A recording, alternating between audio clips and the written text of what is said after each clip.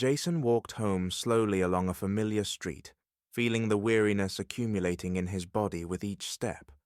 The evening sky was painted in soft shades of pink and orange, but this calmness of nature brought no comfort to Jason. His thoughts were occupied with heavy reflections, as often happened in recent months. The job he had returned from brought neither joy nor satisfaction, but it was a necessity. However, the fatigue he felt was not just physical. It was the exhaustion from the constant pressure that he felt in every aspect of his life. All day, Jason couldn't shake the feeling that his life was an endless battle against invisible walls erected before him because of the color of his skin. These walls were unseen, but their influence was felt in every step he took. He often asked himself, why is the world he lives in so cruel and unjust to people like him? Today, that question resurfaced in his mind as he passed a group of white colleagues laughing and discussing their evening plans, completely unaware of his presence. As he approached the corner of his street, Jason noticed a familiar patrol car. An inner voice, which he tried to ignore, whispered that this wasn't a good sign. His heart began to race, and the thought crossed his mind. Again? He didn't even try to guess why the police might stop him this time. He knew it didn't matter what he did or how he behaved. It all came down to one thing. He was a black man, and that was enough to make him a suspect. As he got closer, the officer sitting in the car squinted and gestured for Jason to stop. At that moment, a surge of anger ignited in Jason's chest. He remembered all the previous times he had been stopped, the suspicious looks, as if he was guilty by default. But despite the mounting anger, Jason knew that the most important thing now was to stay calm. He couldn't afford to let his emotions get the best of him, knowing how easily the situation could turn against him. The officer slowly got out of the car, sizing Jason up with a biased gaze as he approached, and began asking standard questions, laced with a tone of disdain. Something broke inside Jason. He felt that his patience was at its limit, but he was forced to suppress this feeling, knowing that even the slightest display of emotion in a situation like this could lead to unpredictable consequences. The officer continued to ask questions, his contempt barely concealed. Jason knew that this conversation wasn't based on any real suspicions. It was just another act of racial profiling. Inside, Jason's world seethed with anger and resentment. In the officer's eyes, he saw a reflection of all the injustice in a world that deemed him less worthy simply because of the color of his skin. "Where are you coming from? Why are you walking down this street? Show me your ID." Each word from the officer cut like a knife. Jason knew he had to respond calmly and flawlessly, despite the storm inside him. He wanted to scream, to express all the pain and injustice he felt, but instead, he pulled out his phone and began recording. This was the only way to protect himself in a situation like this. The officer noticed that he was being recorded, and his face twisted in anger. "What are you doing? Put the phone away," he ordered, taking a step forward. Jason didn't move, holding the phone in his hand. "I have the right to record," he said, trying to keep his voice steady. He knew that this moment could be pivotal. Either he would back down and be let go, or he would continue to resist, risking the situation spiraling out of control. Internally, Jason wavered, thinking about his family, about how they might lose him because of this confrontation. But he also knew that if he backed down now, it would be a betrayal, not only of himself, but of all those who had faced similar injustice.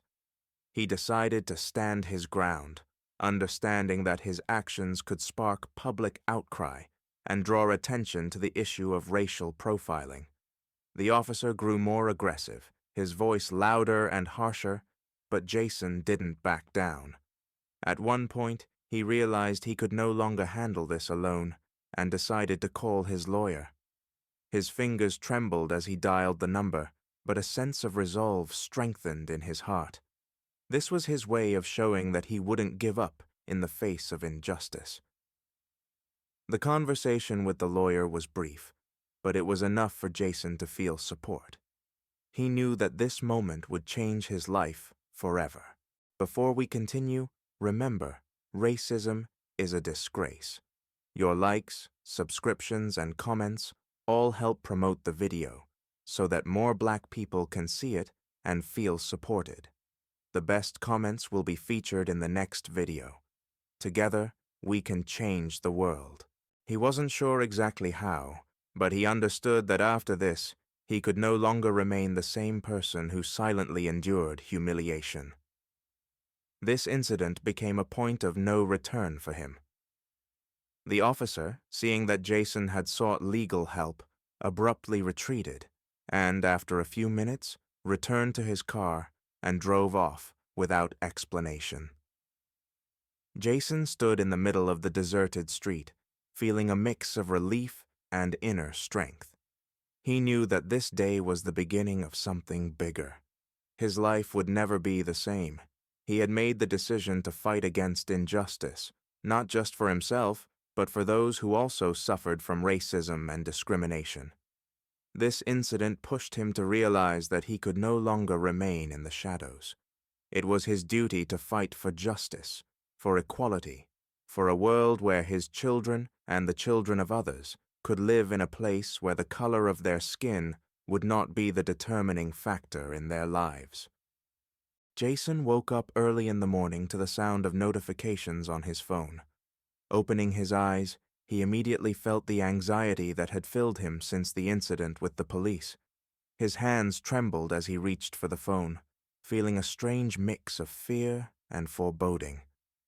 The phone screen was flooded with numerous messages and notifications from social media. The video he had recorded during the incident had gone viral, and now thousands of people were sharing it, leaving comments, supporting or criticizing his actions. The first thing that caught Jason's attention was the support. People wrote words of gratitude, praising his courage and determination to stand up for his rights. A small spark of pride appeared in his soul for being able to draw attention to a problem that had been ignored for so long. However, this joy was short-lived. Following the words of support came hateful comments filled with racism, threats, and insults. People, hiding behind anonymous profiles, accused him of all sorts of sins, calling him a traitor and threatening him with physical violence. Jason felt fear slowly creeping up his spine.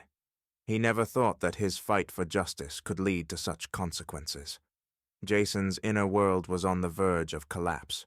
He wanted to close his eyes, turn off his phone, and simply disappear, but he knew that was impossible. His family was under threat, and it tormented him. The thought that his children or wife could suffer because of his actions began to haunt him. But at the same time, the question arose, if he retreated now, who then could stop this injustice? Days passed in tension. Jason felt how the fear for his family tightened his heart with iron clamps. He tried not to show his loved ones what was happening inside him, but inside, a real battle was raging. Every morning he woke up with the feeling that the day could be the last in his normal life. When he looked at his children laughing and playing in the garden, the question constantly arose in his head, is it worth it? In the evening, when the children went to bed, Jason decided to discuss what was happening with his wife. They sat in the kitchen, and the tension in the air was palpable. "Maria," Jason began, sighing heavily, "have you seen what's happening on the internet? I don't know what to do next. This has gone too far." Maria looked at him, and anxiety was evident in her eyes. "Yes, Jason, I've seen it, and I'm scared. Scared for you, for our children. I can't even imagine what you're going through. But can we live in such fear?" Her voice trembled as she spoke. Jason lowered his head, feeling his heart tighten with guilt. He knew that his actions had put at risk the most precious thing he had, his family. But to retreat now would mean betraying himself, his struggle, and those who had supported him. I know Maria, and I'm scared, but if I stop now, they'll win.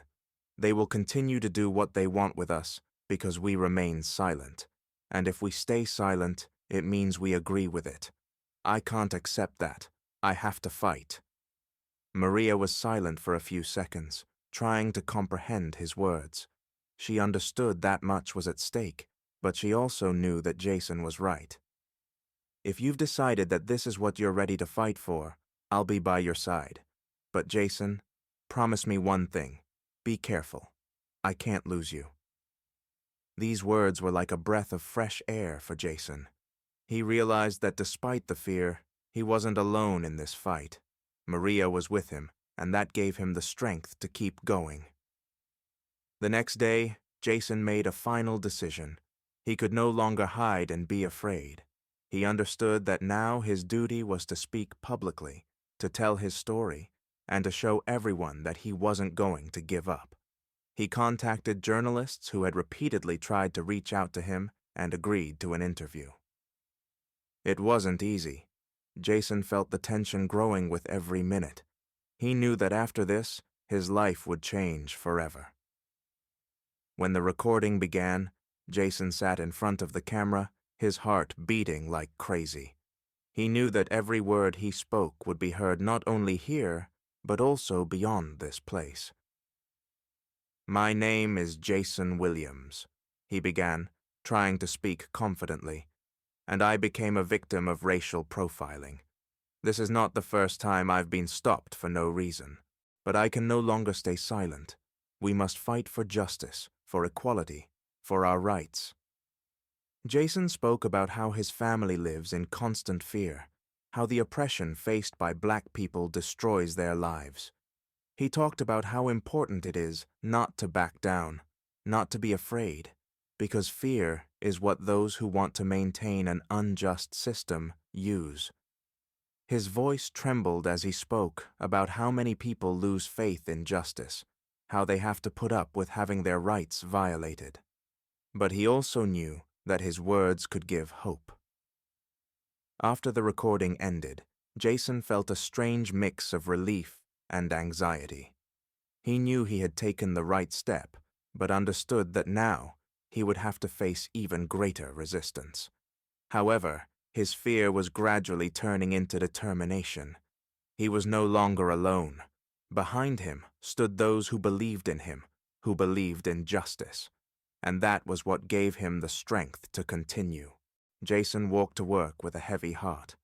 The last few weeks had changed his life so much that he could barely recognize its previous stability. Public appearances, interviews, support, and hate from all sides. All of this made him a well-known figure. However, the attention that used to instill a sense of pride and determination was now accompanied by new threats. The work that had once been a quiet refuge from social storms now felt like foreign territory, filled with suspicion and distrust. Since his public stand against racial discrimination became widely known, his colleagues started behaving differently. Jason noticed how some, usually friendly and welcoming, began avoiding him, casting fleeting, doubtful glances his way. He could sense their internal questions, which no one dared to voice aloud. Why is he doing this? Why risk everything for this? When Jason entered the office, he immediately felt the tension in the air. It was like an invisible cloud that had been following him since his name appeared in the news. Some greeted him with weak smiles, while others preferred to avoid his gaze. Colleagues who used to discuss projects with him and share thoughts over a cup of coffee now seemed distant, as if an invisible wall had grown between them and Jason. He sat at his desk, sighing heavily, and thought, why should I feel like an outsider at work just because I'm fighting for the truth? This question haunted him every day, but no answers came. The internal conflict was becoming unbearable.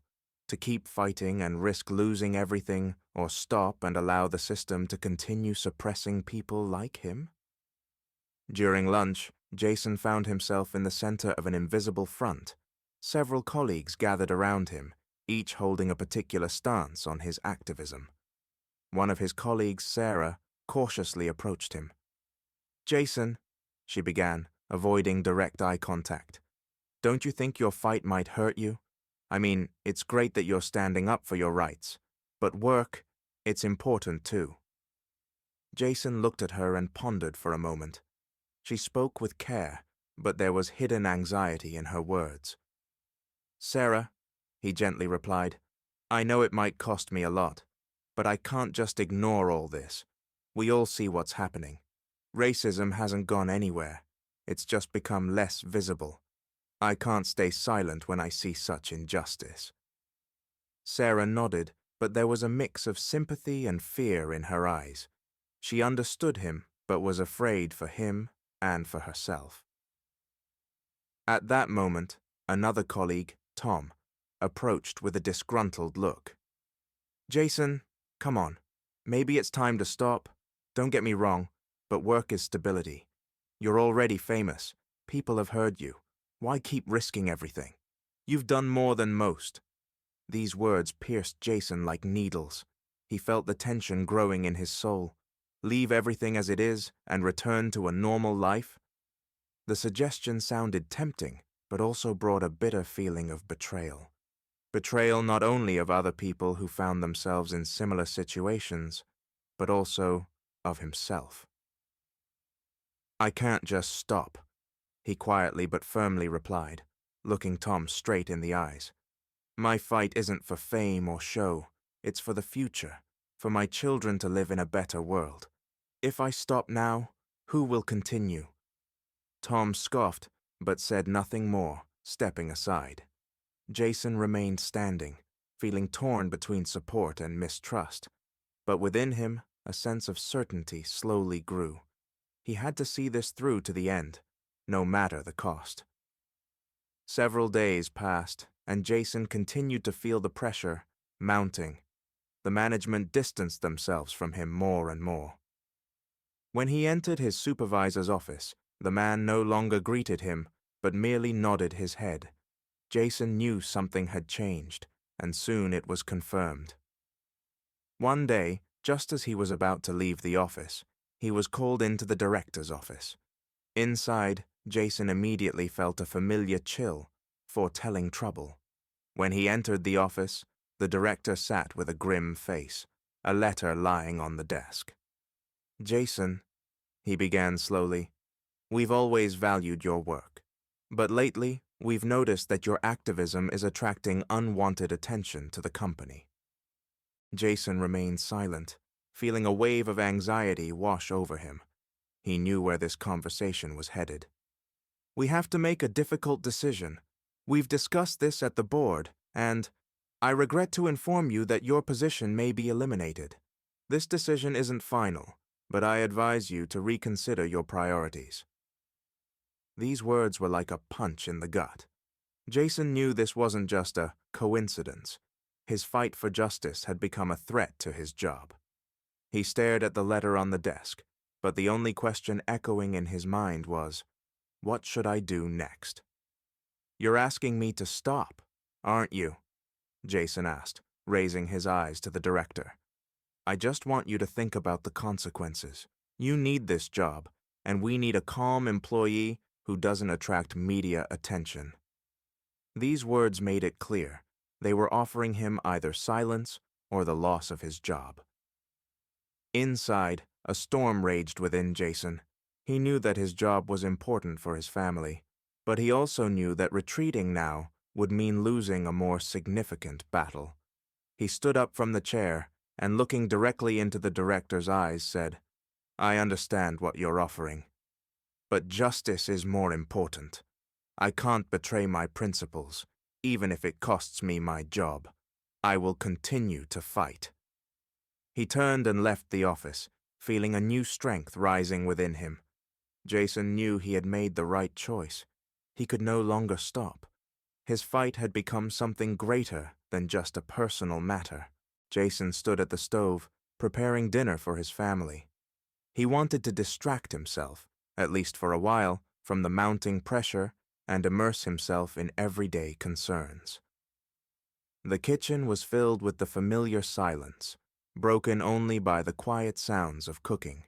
But this silence was deceptive, like the calm before a storm. Inside Jason, anxiety was raging, growing stronger with each passing day. He knew his actions affected everyone around him, and this realization gnawed at him. When his mother and brother entered the house, the tension in the air became palpable.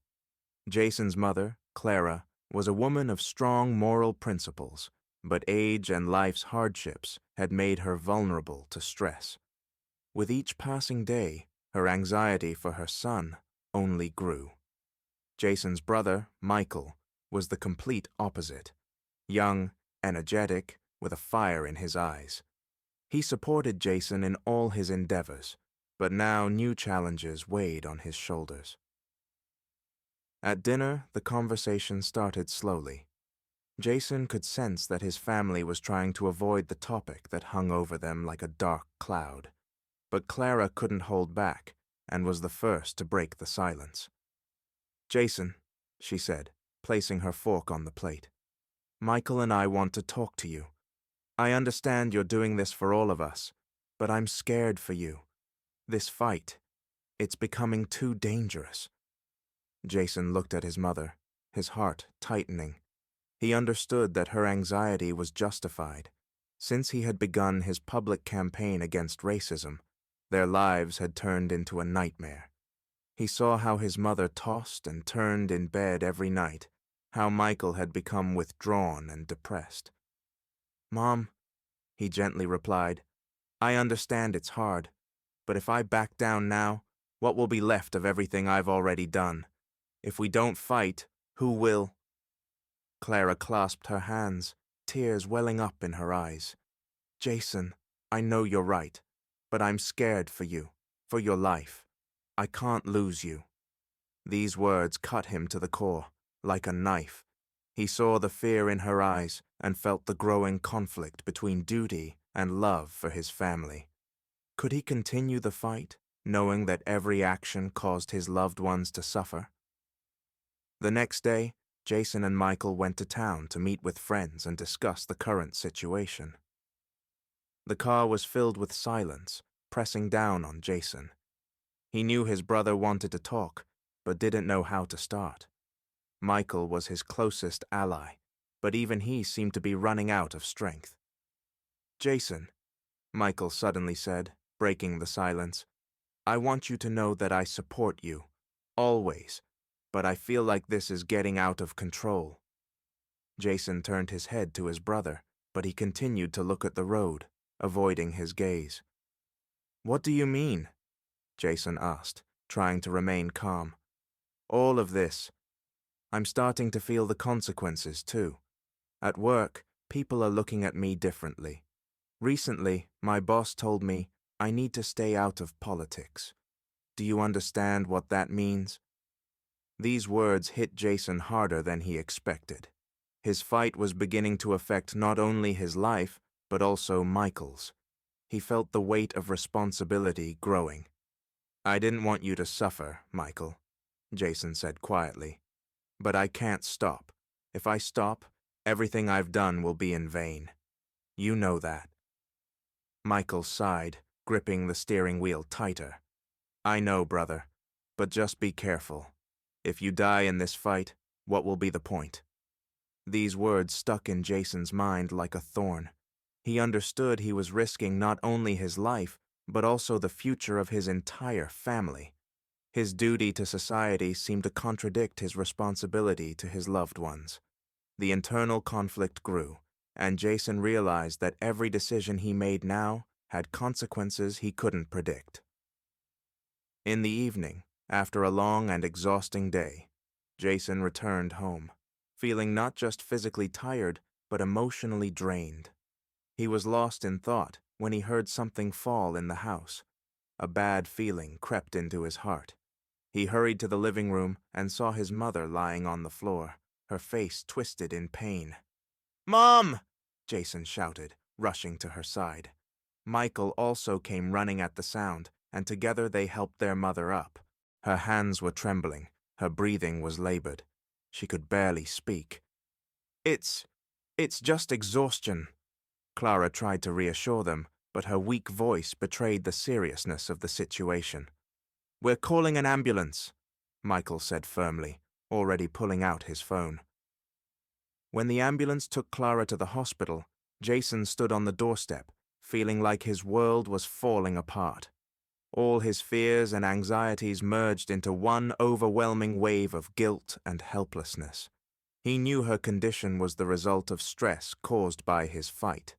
The thought pierced him to the core. Later, in the hospital room, when his mother was under the care of doctors, Jason sat beside her, holding her hand. In her eyes, he saw the same fear he felt himself. "I'm sorry, Mom," he whispered, unable to hold back his tears. "I never wanted things to turn out this way." Clara weakly smiled and stroked his hand. "Don't blame yourself, son," she said. "You're doing what you think is right. I'm proud of you, but please be careful. Michael and I need you." These words became a turning point for Jason. He realized that his fight affected not only him, but also those around him. This wasn't just a personal struggle. It was something much bigger. He understood he had to continue, but also needed to find a way to protect his loved ones.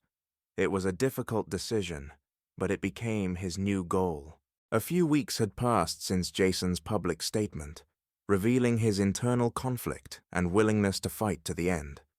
In those days, he felt alone in his struggle, but now everything had changed. After days of anxieties and doubts, he began to notice new allies appearing on the horizon of his life. These weren't just supporters, but people with experience and influence who could help him in his fight. The morning began with another meeting in a small cafe on the outskirts of town.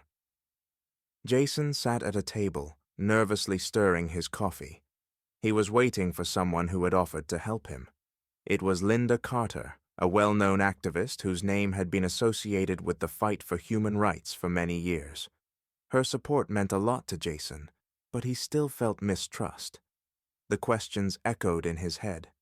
Why do they want to help me? What do they need in return? When Linda entered the cafe, Jason felt her confidence and strength. She approached the table and sat across from him, her gaze intense but friendly. "Jason, it's nice to finally meet in person," she said, smiling. "I've been following your fight for a long time, and I have to say, your determination is inspiring." Jason nodded slightly, feeling the tension begin to subside. He saw sincerity in her eyes, but the inner voice still whispered to him to be cautious. "Linda, I appreciate your support," he began, trying to hide his nervousness. "But I have to ask, why? Why did you decide to help me?" She took a sip of coffee and thoughtfully looked at him. "Jason, I've been where you are. I know what it's like when the whole world is against you, and how hard it is to go against the current. But I also know we mustn't fight alone. Your story is the story of many, and I want to help you because you're giving a voice to those who have been silenced." These words touched his soul. He realized she was speaking sincerely, that her support wasn't just a formality or an opportunity for personal gain. For the first time in a long time, Jason felt he wasn't alone in this fight. Meetings with Linda and other activists became more frequent. Each time, Jason felt his strength and confidence growing. Lawyers specializing in human rights offered their help, and protest organizers ready for active actions joined his team. It seemed his fight had finally found the support that could lead to real changes. One evening, in a small rented room, Jason, Linda, and several other team members sat around a table, discussing plans for the upcoming protest. Maps of the city, marking key points for action, hung on the walls. The atmosphere in the room was tense but inspiring. "We must be prepared for the fact that they'll try to stop us," began one of the organizers, a young man named Marcus. "The police might try to disrupt our rally. We must think through all options and be ready for any surprises." Jason listened attentively, considering every word. He had to make an important decision. How far was he willing to go in his fight? Could he withstand the pressure and responsibility placed on him by the team? "I understand the risks," Jason finally said, looking up at his allies. "But I also understand this is our chance to bring the truth to the people. I'm ready to take on this responsibility. We must show that we're united in our fight for justice." Linda nodded approvingly, and the team continued discussing the protest details. Inside Jason, emotions swirled. Fear and determination mixed, creating a complex cocktail of feelings. He knew new trials awaited him, but now he felt capable of overcoming them. The day of the rally arrived. The square in front of the city hall, where the action was planned, was filled with people. Jason stood on stage, watching the gathered crowd. There were many of them, more than he could have imagined. In every face, he saw a reflection of his fight. Each of them he felt part of his team. The microphone in his hand shook, but not from fear, from excitement. He knew his words would be heard not just here, but beyond this place. Linda stood beside him, supporting him with her presence. Jason gathered his thoughts and took a deep breath. "We're here today because we can no longer stay silent," he began, his voice carrying over the crowd. "We stand for truth, for justice, for the rights that belong to each of us. This city, this country, must know we won't give up. We'll fight to the end because we're not alone." The crowd responded with loud applause and shouts of support. Jason felt a wave of unity and strength pass through him. This was a moment of truth, a moment when he realized his fight wasn't just a personal mission, but a movement that could change the fate of many. He continued speaking, each word resonating in the hearts of those gathered. He saw how people listened intently, their faces coming alive with each new argument. This wasn't just a speech, it was a declaration of war against injustice. When the rally ended, Jason stood among his allies, feeling an incredible sense of satisfaction. He had done what was necessary, and knew this day would mark the beginning of something big. At that moment, he realized he was no longer afraid. He was no longer alone in his fight, and this knowledge gave him new strength. Jason sat in his small office, deep in thought. Piles of papers, emails from supporters, and reports on recent protests lay on the desk before him. The room was filled with tense silence, broken only by the occasional sound of movement from the street outside the window. But this time, the silence was oppressive, like a forewarning of an approaching storm. A few days had passed since the successful rally, and Jason had already begun to feel the first wave of consequences. Unexpectedly for him, the authorities started showing increased attention to him and his team. Deep down, he understood his actions had attracted the unwanted attention of those who didn't want change. He felt the invisible hand of pressure slowly tightening its grip on his surroundings, and couldn't shake the growing sense of threat. The first signs of this pressure appeared through the media. Newspapers and news broadcasts began publishing stories depicting Jason in a negative light. He was accused of inciting disorder, labeled an extremist, none of which was true. These attacks were a clear sign that someone influential had decided to stop him. The phone on the desk rang, and Jason jumped. He picked up the receiver and heard the familiar voice of Linda. "Jason, I just saw the news. They're starting a campaign against you. This is serious. We need to be ready for any consequences." Her voice was tense, but it also carried determination. "I know, Linda," Jason replied, feeling the weight in his chest growing. They're trying to discredit us, to silence us, but we can't stop. This is just the beginning. I'm ready for this, but I don't know what else they might try." Her voice was warm with support when she responded, "We all knew what we were getting into. Jason, they're afraid of us because we're right. We have to keep fighting, no matter what." These were the words he needed to hear. Jason understood the fight had only just begun, and every step would come with risks. But he was prepared for that. He was ready to stand up to injustice, even if it cost him personal sacrifices. Soon, the attacks on Jason and his team intensified. The day after his conversation with Linda, he saw headlines on major news sites accusing him of provoking violence and destroying public order. These articles were full of false accusations and manipulations of facts, clearly aimed at undermining his reputation. Sitting in his office, Jason felt his anger slowly turning into firm resolve. He knew this was a scare tactic, an attempt to make him back down, to silence him. But he also realized these attacks weren't just about him. They were about everyone who supported his movement. Linda called him again, this time her voice more resolute. "Jason, this isn't just a media campaign. I've received information that they might open a case against you. They'll try to use the law against you to stop our actions. We need to be ready for this." Jason froze, realizing the gravity of the situation. He knew the authorities could use any means to silence him, including legal and illegal methods. The thought was frightening, but it also strengthened his resolve. "They might try to use the law against us, but we won't stay silent," Jason said, feeling the fire burning inside him. "If they want a war, they'll get one. We'll fight to the end, and they won't be able to stop us." Linda agreed, and they began devising a plan of action in case legal measures were taken against Jason. Internally, Jason understood the situation was escalating to a new level, but he also recognized it was an inevitable stage in their fight.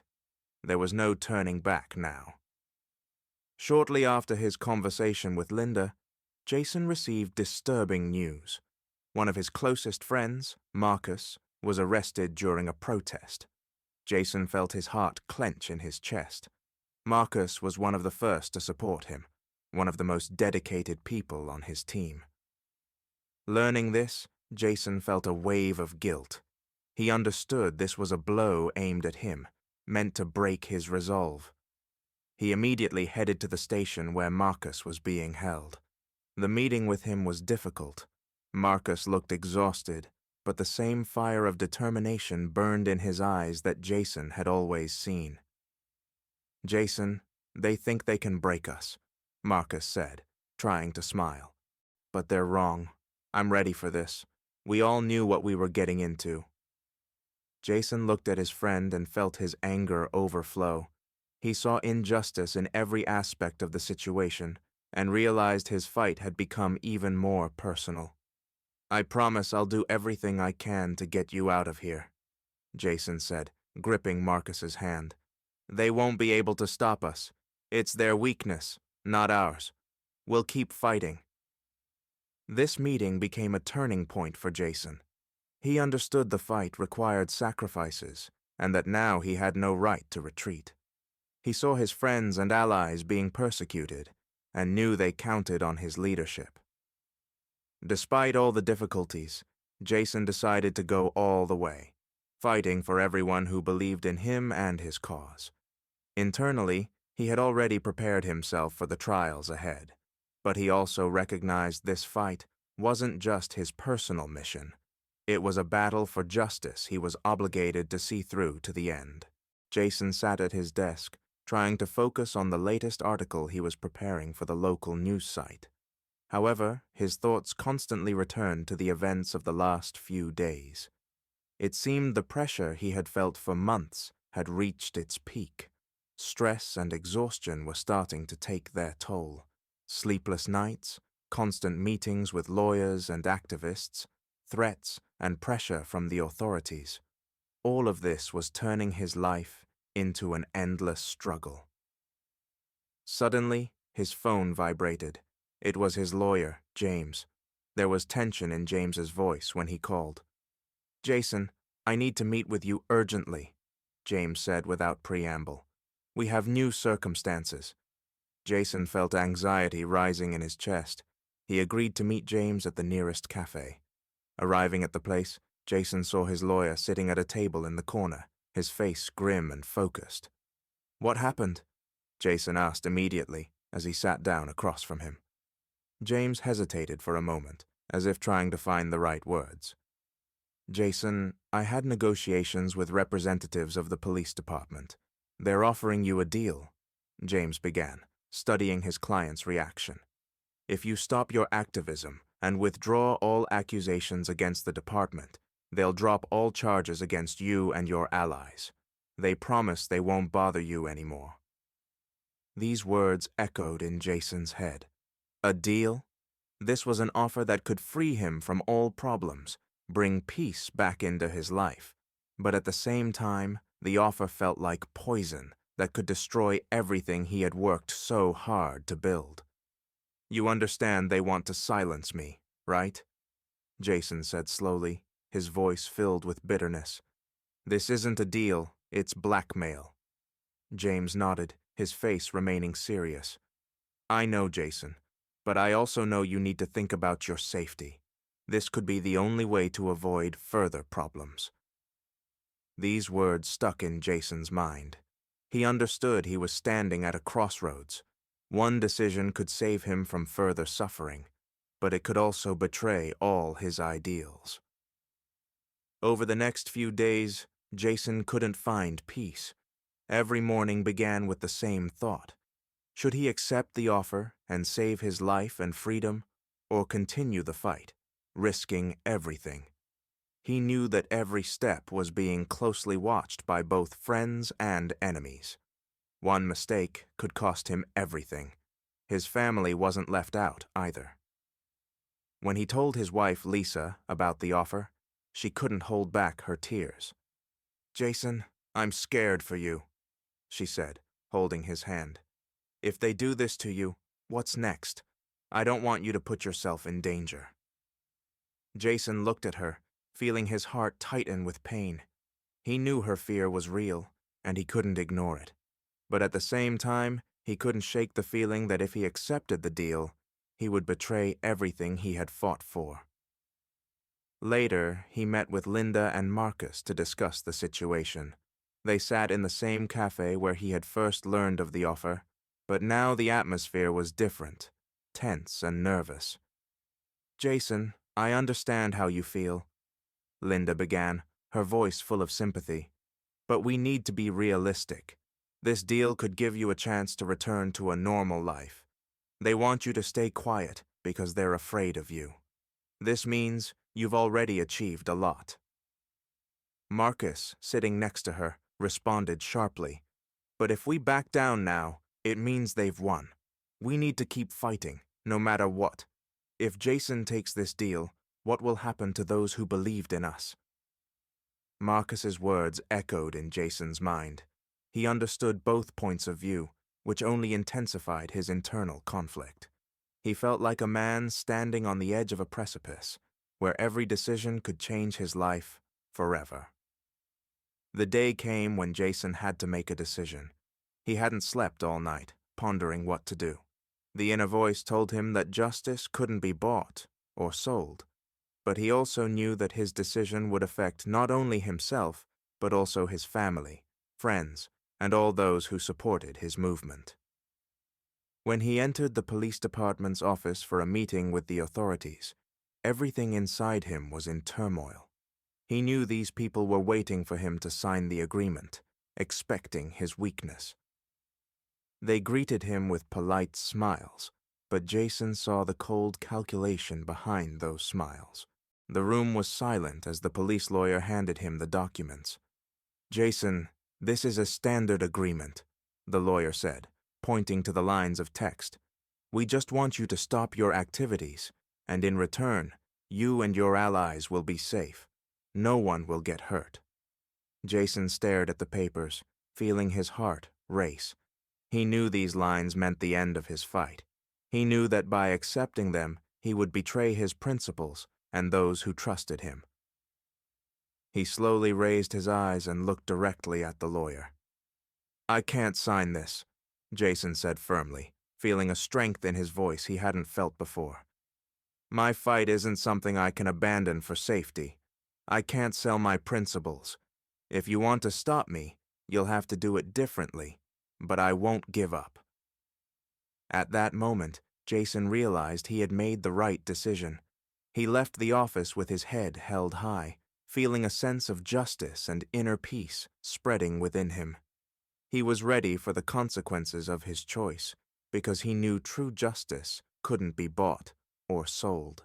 Jason stood at the window of his small office, looking out at the street where groups of people were gathering more and more often. The protests he had started organizing with his team had turned into a powerful movement. People from all over the city were coming to join them, sharing his views and ready to fight for justice. It seemed all the energy and passion people had stored up over years of silence had finally found an outlet. But along with this, Jason felt enormous pressure. The media, which had previously ignored them, now began actively covering the events. In the news, he was called both a hero and a public enemy, depending on the channel. This split in opinions only deepened his internal conflict.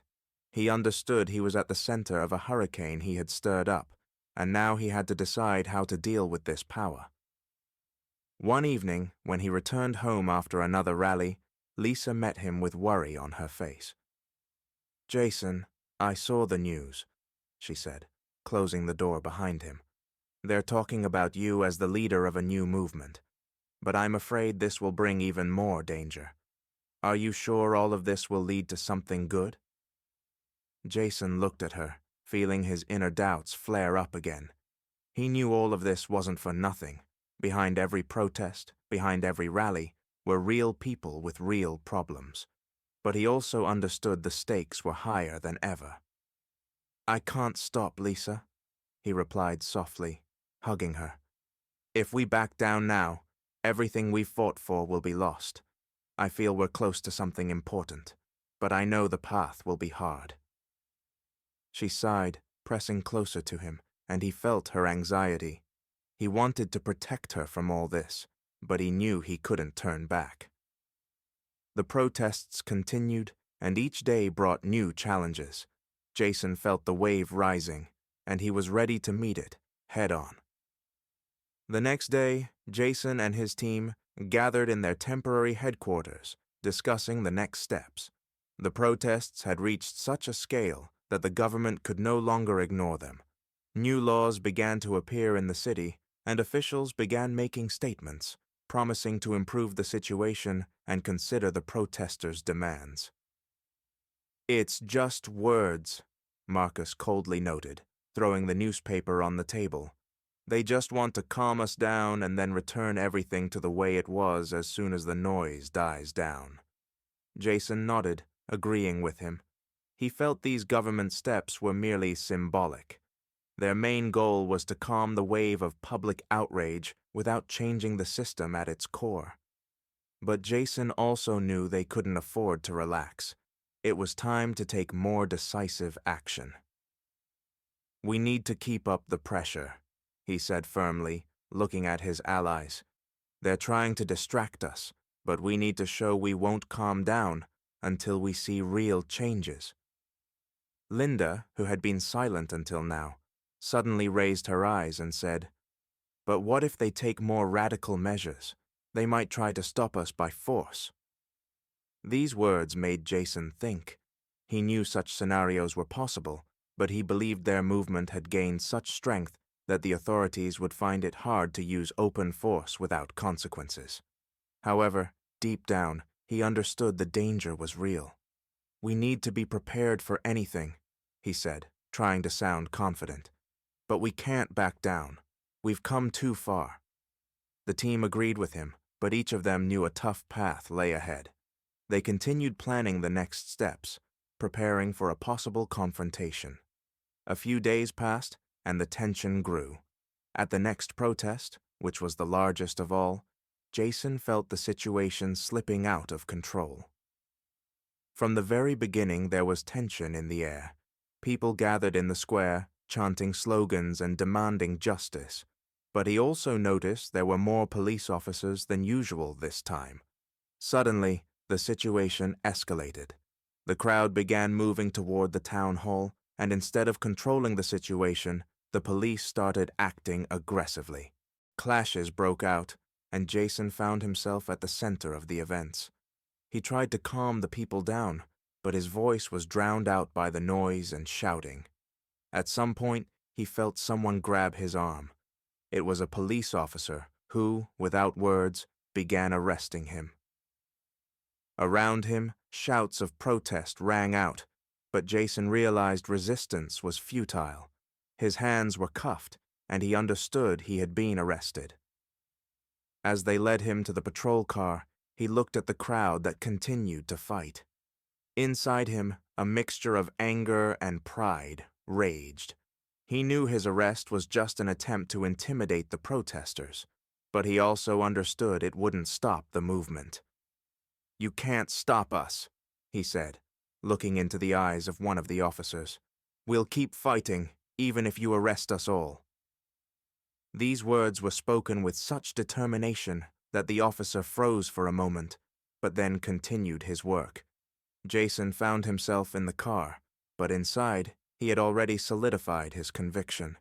His arrest would only fuel the movement, turning him into a symbol of resistance. Jason sat on a cold, hard cot in his cell, leaning his back against the wall. The barely noticeable trembling of his hands betrayed the tension accumulating in his body, despite his outward composure. The white light of the bulb above his head was harsh and relentless, not allowing him to mentally escape into the darkness. Everything around seemed to scream that he didn't belong here, that he would never be part of this world, designed to break him. Every morning began the same. The angry shouts of the guards, the contemptuous looks of the officers, the mocking jokes from fellow inmates. For Jason, it was an endless cycle of humiliation, scattered throughout his life like sharp shards of glass. He tried to gather them, to glue them together, to find meaning in this chaos, but the only thing he found was pain. Old, familiar pain that by now had become part of his essence. Inside him, a rage simmered, subdued by years of self-control and inner discipline. He knew he couldn't allow himself to show weakness, that any mistake on his part would be instantly used against him. Yet every new act of racism, every time he was called derogatory names, made that rage increasingly uncontrollable. He had to exert enormous effort to prevent his inner fire from bursting out. Jason often wondered, how did this happen? How did he end up in this place, filled with hatred and contempt? He recalled moments from his life when he tried to fight for justice, when he stood on the front lines, defending the rights of those whom society had rejected. But now, in this cage, his own fight seemed futile, devoid of meaning.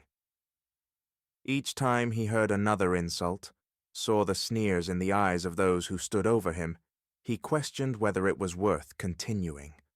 Perhaps it would be easier to surrender, to accept that a system built on racism and oppression would always be stronger. But inside him, something resisted this, something that wouldn't allow him to simply give up. Deep within, Jason lived the belief that justice was possible, that his struggle, despite all the difficulties, had meaning. He understood that what he was facing wasn't just a personal trial, but a reflection of broader injustice that enveloped society as a whole. This thought gave him the strength to get up every morning, to keep breathing, to keep fighting. Today was another day that seemed endless and empty, but Jason knew that something had changed inside him. He was no longer just a prisoner, a victim of the system. He was someone who was ready to fight to the end, even if that end was somewhere on the horizon. obscured by a dense veil of despair. The tension in the courtroom was palpable. Jason stood before the judge, feeling the weight of all the eyes on him. His lawyers had started the campaign for his release several months ago, and now this moment was supposed to be decisive. It seemed that everyone around was holding their breath, waiting to see how it would turn out. Inside, Jason was boiling with emotions: fear, anger, hope, and despair, all mingled together, squeezing his chest and making it hard to breathe. Every argument from the lawyers, every word from the prosecutor cut through the air like blades, sending new waves of anxiety through him. He felt trapped, with no control over the situation and no way to change what had already happened. But despite this, he continued to fight.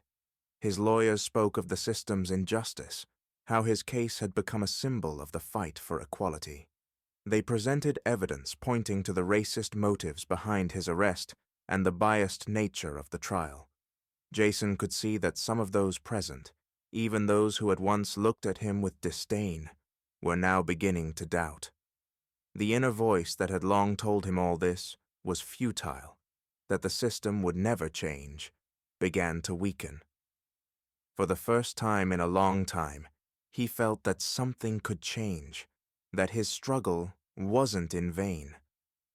But with this realization came a new fear. What if he was wrong? What if his hopes turned out to be false? He remembered his life before prison, when he was free, when he could fight for others' rights on the streets, at rallies, in courtrooms. Back then, he felt strong, confident in his rightness. But here, in this courtroom, he felt vulnerable, as if his life depended on the whim of those sitting before him. During cross-examination, Jason felt the full weight of the racism and prejudice he had faced throughout his life. The prosecutor asked him questions with obvious disdain, implying his natural inclination to violence because of his race, questioning his moral character. Each question was like a blow to the heart, and Jason barely restrained himself from giving in to anger. But he knew he couldn't afford to show weakness. He knew he had to hold on, that his composure and calmness were his only weapons in this fight. And he held on, despite all the provocations, despite all the humiliations. Deep inside, he believed that the truth was on his side, and this gave him strength. The trial reached its climax. Time seemed to slow down as the judge began reading the verdict. Jason stood tall, his hands clenched into fists, but he didn't tremble. He knew that at this moment, not only his fate was being decided, but also the fate of all those who believed in justice and supported him in this fight. The judge delivered the decision, and the courtroom filled with the sound of voices, but Jason couldn't hear them. He felt something inside him breaking and rebuilding simultaneously. He had been released, but it was a victory tinged with bitterness. He understood his fight wasn't over. There was still a long road ahead. But this moment was an important step toward justice. When the judge finished reading the verdict, the room erupted in applause. Among those present were his friends, activists, people who believed in his innocence and supported him on this difficult journey. They celebrated, hugging each other, tears streaming down their faces. But Jason couldn't fully share in their joy. He felt his personal victory was only a small part of what he had been fighting for. He had been released, but in his mind, the prosecutor's words, the racist insults he had heard during his imprisonment, the endless stream of hatred he had encountered, kept playing over and over. He knew his fight had only just begun, that now he had to use his freedom to fight for others who were still suffering from injustice. As he left the courtroom, journalists, cameras, and microphones awaited him. He saw one of the well-known activists who had supported him throughout the campaign for his release approaching. "You've become a symbol, Jason. Now everyone knows you didn't break, that you didn't give up," he said, coming closer. Jason nodded, but inside him, a storm raged. He understood that now an enormous responsibility lay upon him, but he was ready to accept this challenge. "This is just the beginning," he said, looking into his companion's eyes. "We will continue to fight, for all those who can't fight for themselves." At that moment, Jason felt something change inside him. He was no longer just a man fighting for his freedom. Now he was a symbol, a leader ready to lead others. He knew new trials awaited him, but he was ready to face them with his head held high. Jason stood on the doorstep of his home, feeling his heart race.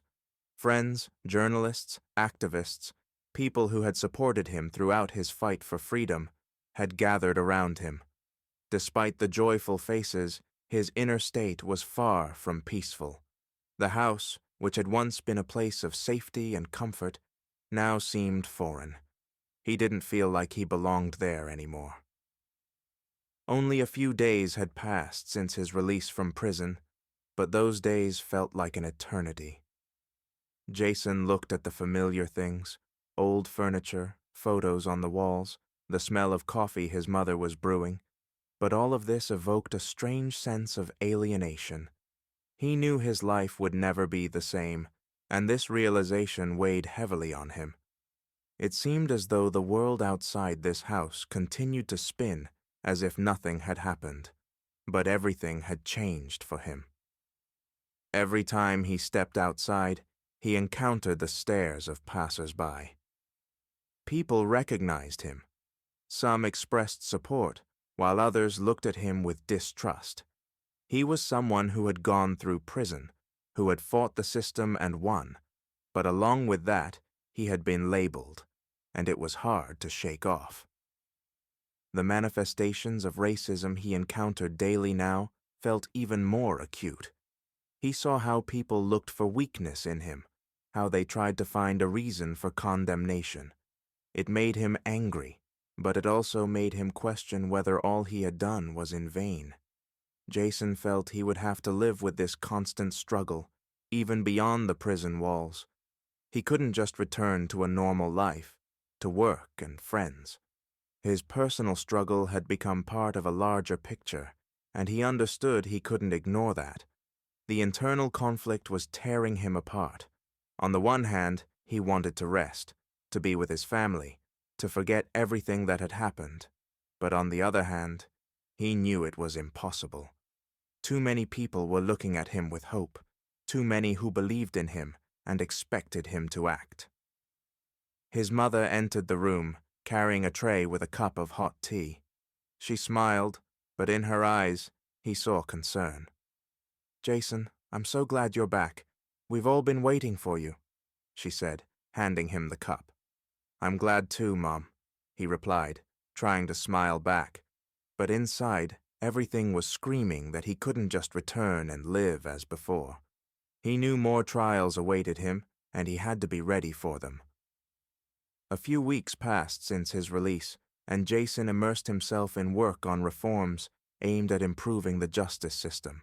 He met with lawyers, activists, and politicians, everyone willing to fight for change. These meetings became a kind of salvation for him, an opportunity to channel his energy into the right direction. He was inspired by the stories of people who had gone through similar trials. Jason often recalled how he felt in prison, how it seemed the whole world was against him. But now he saw he wasn't alone. Each meeting with people who suffered from discrimination strengthened his resolve to continue the fight. These people became not just allies for him, but a reminder of what he was fighting for. One of the most challenging moments for him was deciding how to proceed.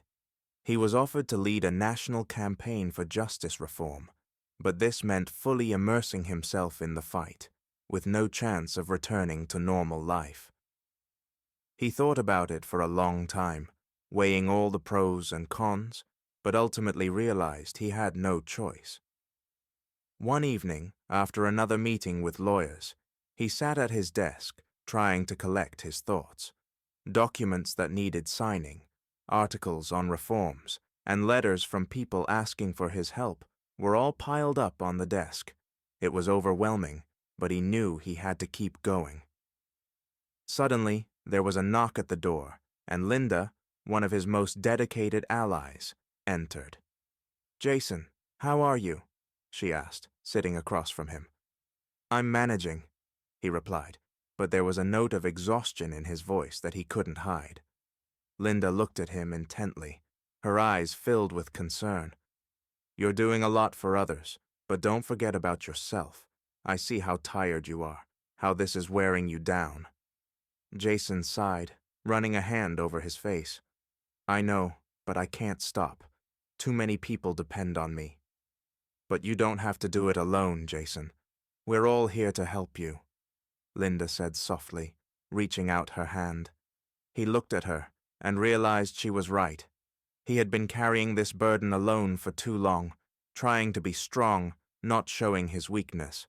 But now, as he began the fight for change, he needed to accept the help of those willing to fight alongside him. The day of the national campaign against racism came faster than Jason expected. His television appearance was to be the central event of the day. The whole country was glued to the screens, waiting for his words. He knew this was his chance to tell the truth, to show that the fight for justice wasn't just his personal matter, but a responsibility for everyone. When the broadcast began, Jason stood in front of the cameras, feeling his heart pounding in his chest. But he knew he had to overcome the excitement, for so much depended on his words. He began speaking, telling his story, how an unjust system had crushed him, how he had fought for his freedom and finally won. "My story is just one of many," he said, addressing the viewers. "There are thousands, if not millions, of people who face discrimination and injustice every day, and we must be the ones to change this system." His words were simple, but powerful. He spoke about those who had been unjustly convicted, about those who suffer from racism in their daily lives, and about the need for reforms. Jason felt each phrase resonating with the people on the other side of the screen, as his story became part of their own fight. At that moment, he realized his personal victory was only the beginning. He saw in the eyes of his allies that they were ready to go all the way, to fight for the rights of those who couldn't protect themselves. Jason knew his path had been difficult and challenging, but he was ready to continue, knowing every step forward brought him closer to justice. When his speech ended, he felt the internal tension begin to ease. Jason looked at his friends who had supported him during this crucial moment.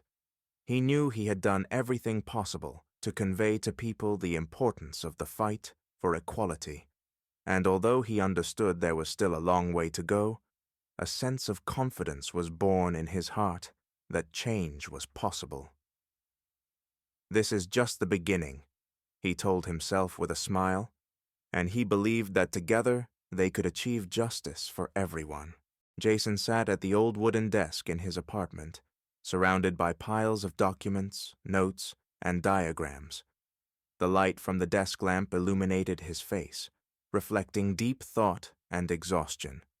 His gaze was focused on a piece of paper where he was trying to sketch out the structure of a new organization aimed at helping victims of racism and discrimination. He understood creating such a structure wasn't just another initiative, but an important step in his fight for justice. Since his release from prison, a few months had passed, but memories of the injustice and pain remained fresh. These memories became the driving force behind his actions. Jason felt he couldn't allow himself to forget what he had been through, and moreover, he couldn't let others suffer as he had. His mind was filled with doubts and fears. Shadows of uncertainty loomed around him. Could he handle such a task? Could he find enough people willing to support his idea? He encountered racism and discrimination at every turn, which made him feel small and helpless against the massive system. What if all of this is in vain? The thought flashed in his mind, but he quickly shook his head, as if trying to dispel the doubt. He knew he had to fight, despite all the difficulties.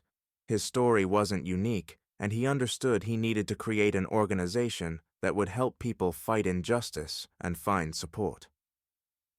Amidst all these thoughts, personal challenges arose. Jason felt that because of his work and struggle, he was growing increasingly distant from his loved ones. He barely saw his family, rarely spoke with friends. This conflict tore him apart, creating a sense that he was losing something important. But he couldn't stop, couldn't allow himself to relax, while knowing there were people who needed his help. Suddenly, there was a knock on the door, and his friend and ally Marcus, who had actively supported Jason in his endeavors, entered the room. "You look exhausted, Jason," he said, sitting across from him. "I'm just trying to organize everything. We need to start with something significant, otherwise it will just be another failure," Jason replied, not taking his eyes off his notes. Marcus looked at him with understanding and said, "You're right, but you're not alone in this. We're all with you. We can do this if we work together."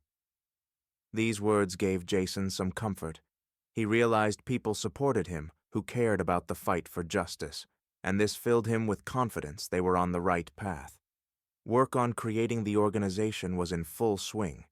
Jason and his team of like-minded individuals began providing real help to those who had suffered from racism and discrimination. They conducted consultations, gathered data on unjust convictions, and organized protests and rallies. The organization was gaining momentum, and this brought Jason great satisfaction. However, with success came new problems. Jason began to notice his personal life was gradually slipping into the background. His relationships with loved ones grew increasingly strained. One evening, after another long day at work, his mother called him.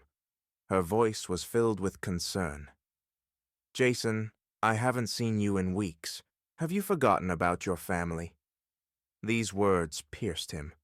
He knew his mother was right. In his quest to change the world, he had almost lost touch with those who were dear to him.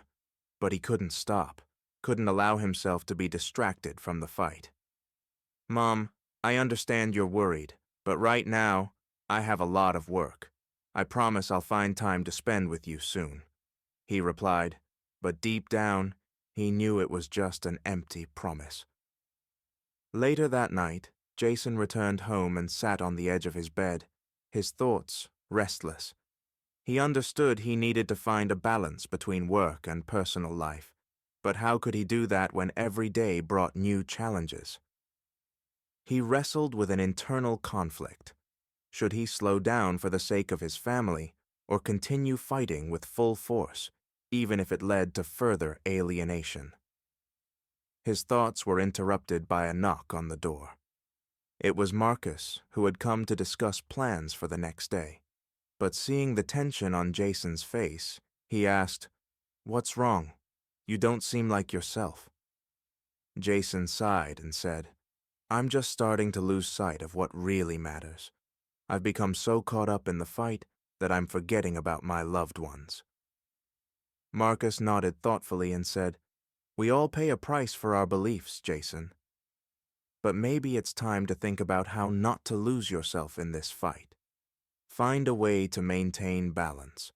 Our fight is important, but not at the cost of your happiness." These words made Jason reflect. He realized that in his fight for justice, he mustn't forget those who were important to him, who had supported him throughout the journey. But how could he do that when there was so much work and so many people in need of his help? Months passed since the organization's founding, and the first successes began to emerge. Jason was satisfied that their efforts were finally yielding results. They helped several families achieve reviews of unjust convictions, organized several successful rallies that attracted media and public attention. But with these successes came new threats. Haters and opponents of reform began putting pressure on Jason and his team. He received anonymous threats. His family received threatening messages as well. Jason understood his fight hadn't gone unnoticed and that they had made powerful enemies. This made him think about his loved ones' safety. He was ready to risk himself, but the thought that someone in his family could suffer because of his actions tormented him. One evening, when Jason returned home, his sister met him with a worried expression.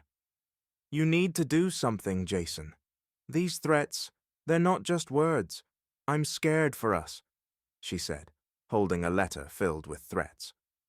Jason sat down on the couch, his thoughts chaotic. He knew he couldn't stop, but he didn't want to put his loved ones in danger either.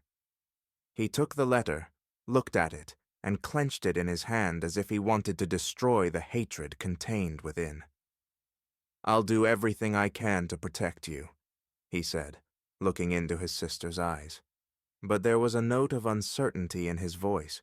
He felt vulnerable, knowing the fight for justice wasn't just words, but a real threat to his and his loved ones' lives. The next day, Jason gathered the team and informed them of the new threats. Marcus, who had been with him from the start, suggested strengthening security measures and seeking help from law enforcement. "We need to keep fighting, but not at the cost of your life, Jason," he said firmly. Jason nodded, understanding they needed to be prepared for any consequences. But he also realized his fight was a marathon, not a sprint. He needed to learn to conserve his strength, to be ready for long-term efforts, and not let the threats break his spirit. When he returned home, his mother was waiting for him. She sat next to him, holding his hand in hers. "I'm proud of you, son, but you need to remember your life is important. We all support you, but you must be careful," she said with a gentle smile. Jason looked at her, and for the first time in a long time, felt his heart fill with warmth. He knew more trials awaited him, but he was ready to go through them, knowing he had the support of those he loved. Jason sat in his office, looking at the documents he had just received from his lawyers. They contained a legal notice that his organization was about to be shut down. They were accused of violating numerous minor rules and regulations, which were clearly just a pretext. It was yet another attempt to silence them, to stop them on the path to the changes they had begun to bring to society. Jason's chest tightened. He felt the growing sense of helplessness threatening to overwhelm him. Memories of the past flooded his mind. The unjust sentence, the prison walls, every manifestation of racism he had faced. It seemed history was repeating itself, but this time the stakes were even higher. Now it wasn't just his freedom on the line, but the future of those who had trusted him, who believed in his fight. The internal conflict was tearing him apart. He wanted to believe this was just another test he could overcome, but the fear of failure wouldn't let him rest. He knew if the organization were shut down, many would be left without support, without hope. But despite all the experience he had gained, despite his confidence in the rightness of his cause, he felt vulnerable and defenseless in the face of a system that was trying to destroy him. Jason walked over to the window and looked out at the city before him. In the distance, he could hear voices, the noise of cars, but it all seemed distant and unreal. He knew a fierce fight awaited him, and every step would be fraught with enormous risks. His thoughts raced between fear and determination, but deep down, he knew he couldn't afford to back down. There was a knock at the door, and Marcus, his loyal ally, entered the office. His eyes were filled with concern, but also determination. "Jason, I just got word from our lawyers. They're trying to shut us down. What are we going to do?" he asked, waiting for an answer. Jason looked at him, took a deep breath, and said, "We're going to fight. This isn't the first time they've tried to stop us, and I'm sure it won't be the last. But I won't let them destroy what we've built. We'll start mobilizing all our resources, rally everyone who's ready to support us. We won't give up." Marcus nodded, and a spark of hope appeared in his eyes. "I knew you'd say that. We're all with you, Jason. We'll get through this, just like we have before." Jason felt a surge of strength. He knew the toughest battle was ahead, but he was ready to face it with his head held high. The next day, the entire team gathered in Jason's office. The room was filled with tense energy. People whispered, discussing the upcoming case, and documents and action plans were scattered on the tables. Jason stood in the center of the room, ready to address his allies. He saw many of them were afraid and uncertain, but he also knew they were ready to fight. "I know you all understand how important this is," he began, his voice calm but full of resolve. "They're trying to stop us because they're afraid of us. They're afraid we've begun to change this system. But we can't let them win. We need to mobilize all our resources, rally all our allies, and show we're not afraid of their threats." The room fell silent. Everyone watched Jason, listening intently to his words. At that moment, he felt the full weight of responsibility on his shoulders. He knew every mistake could cost them everything, but he also understood without a fight, they had already lost. Marcus was the first to break the silence. "We need to prepare a public statement, get the press involved, send letters to our partners and activists. We need to make this case public so they can't act in the shadows." "I agree," Jason nodded. "But we also need to prepare for the court battle. I want every document checked, every detail considered. They'll try to find any loophole to destroy us, and we can't give them that chance." As they prepared for the trial, Jason faced new doubts. He spent nights going over documents, discussing strategy with lawyers. He knew too much was at stake. The internal fear sometimes overwhelmed him, but each time he found the strength to keep going.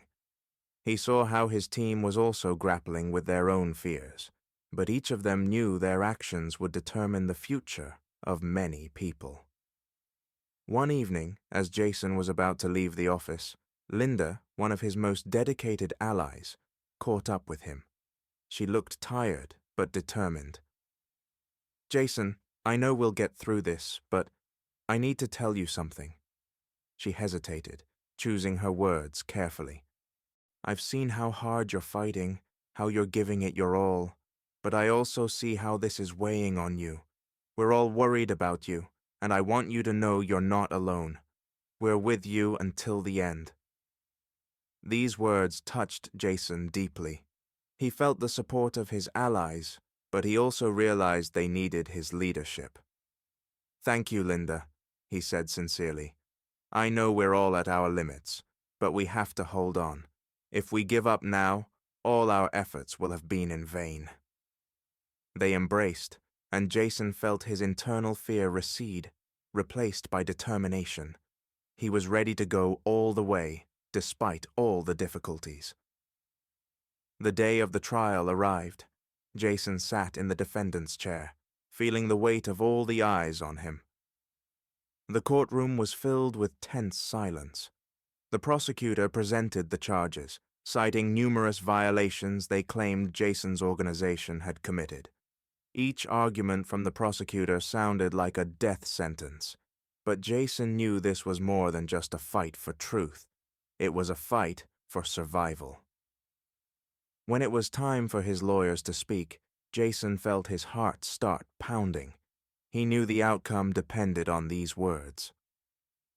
The lawyer began by breaking down each point of the charges, showing it was all just an attempt at political pressure aimed at destroying an organization dedicated to defending the rights of people who had suffered from discrimination.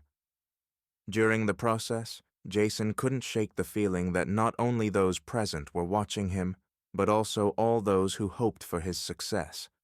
It was immense pressure, and he felt it pressing down on him, but at the same time, it gave him strength. At some point, when the arguments of both sides had been presented, the judge interrupted the proceedings to allow Jason to speak. Taking a deep breath, he stood up and began to talk. He spoke about why he had started this fight, how his personal story had driven him to create the organization, about the people they had already helped, about the injustice many faced, and how their fight was not just about rights, but about life, about the right to be heard. I stand here not just for myself, but for all those who have suffered at the hands of this system, he said, and there wasn't a hint of doubt in his voice. We're not trying to tear down the system. We want to change it so it's fair for everyone. Shutting us down would be silencing all those who are fighting for their rights. But we won't be silenced. We'll fight to the end. His words made a powerful impact on those present. When he finished, the room was silent, but in people's eyes, there was hope.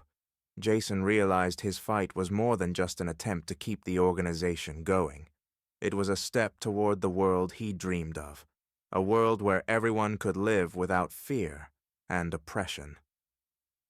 The judge took a pause before delivering the verdict, and those were the longest minutes of Jason's life. But when the ruling was announced and the judge declared the charges were dropped, the room erupted in applause. Jason felt tears welling up in his eyes. It was a victory that had come at a great cost, but it meant everything. He turned to his team, who couldn't hide their joy and relief. Jason realized their fight hadn't been in vain. Every step, every small victory had led them to this point, and ahead there was still a long road, but now he knew they would make it. When they stepped outside, they were met by a crowd of people who had come to support Jason and his organization. At that moment, he realized his efforts had left an indelible mark.